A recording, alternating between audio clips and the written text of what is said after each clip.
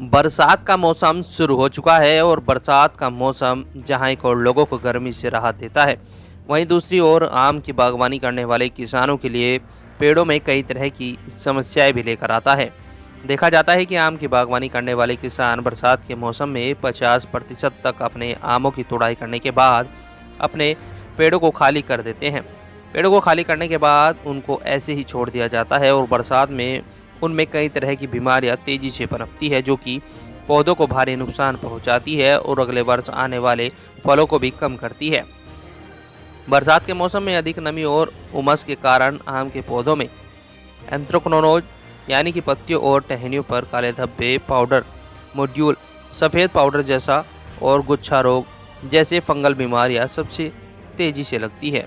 अब बात आती है किसान इन बीमारियों की कैसे पहचान कर सकते हैं और अपने आम के पेड़ों को किन चीज़ों का इस्तेमाल कर इन बीमारियों से बचा सकते हैं। सबसे पहले बात आती है कुछ सावधानियां जिनको बरतना बहुत ही ज़रूरी होता है, यानी कि आपके आम के बाग में पानी भरा हुआ ना हो, अन्यथा जड़ गलन जैसी समस्या तेजी से बढ़ती है। इसके साथ साथ पेड़ में सूखने की समस्या और गांठ बनने की समस्या भी तेजी से आती है। बचाव के साथ साथ कुछ ऐसी रासायनिक दवाइयाँ भी मार्केट में उपलब्ध है जिनका इस्तेमाल बागवान आम के पेड़ों पर कर इन सभी बीमारियों से छुटकारा पा सकते हैं। उसको लेकर कृषि एक्सपर्ट पूरी जानकारी दे रहे हैं।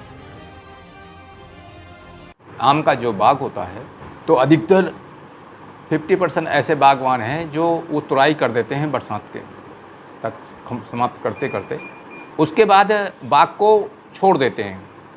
होना ये चाहिए जैसे ही बरसात का समय होता है तो उसमें बीमारियां दो तीन तरीके की आती हैं। एक बीमारी आती है पत्तियों में धब्बे लगते हैं, एंथ्रेक्नोज बीमारी कहते हैं। एक बीमारी आती है कि ऊपर से टॉप से पौधा सूखने लगता है। तीसरी बीमारी आती है सूट गॉल मेकर है, जिसमें गुलाब जैसे कलियां बन जाती हैं टॉप में। तो इस तरीके की कुछ समस्याएं आती हैं। तो इससे निदान करने के लिए, इसको दूर करने के लिए किसान भाई इतना ज़रूर ध्यान दें कि बाग में लगातार पानी न भरा रहे। अगर लगातार पानी भरा रहेगा तो जड़ों में पोषक या हवा का संचार कम होने के कारण जड़ में गलन जैसी समस्याएं आती हैं। दूसरा ये भी होता है कहीं कहीं वृक्ष के जो जोड़ होते हैं वहाँ पर गड्ढा बना लेते हैं, बन जाता है नेचुरल तरीके से।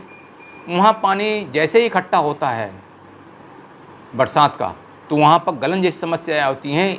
उन परिस्थितियों में कोई टहनी पूरी सूख जाती है, क्योंकि वो एक बीमारी आती है फ्यूजेरियम टाइप की, वहाँ से शुरू होता है और आधा टहना पूरा सूख जाता है। तो अगर इससे सबसे बचना है तो बाग को साफ़ सफाई रखें। कहीं भी गुम्मा जैसी भी समस्याएं दिख रही हों, गांठ जैसी समस्याएं आती हैं, जो तने पे बोर जैसी समस्याएं आती हैं, तो उनको काट करके अलग कर दें, दबा दें। अगर कोई टहनी सूखी हुई है उसको काट करके उसको बाग से अलग कर दें। बेंटोनाइट सल्फ़र और नैनो जैसे उर्वरक आते हैं, उनको छिड़काव के रूप में और नीचे ड्रेंचिंग करें, जिससे जड़ के माध्यम से या फिर ऊपर के माध्यम से उसकी रिकवरी हो। ज़्यादा समस्या है तो 2 छिड़काव कॉपर ऑक्सीक्लोराइड के। जहाँ भी आप कटाई छटाई करते हैं तो तुरंत कॉपर ऑक्सीक्लोराइड का छिड़काव करना है। इसकी 2 ग्राम मात्रा प्रति लीटर पानी के हिसाब से छिड़काव करना है। तो अगर इस तरीके से करेंगे तो निश्चित रूप से ये जो सड़न जैसी समस्याएं हैं उससे रोकथाम होती है।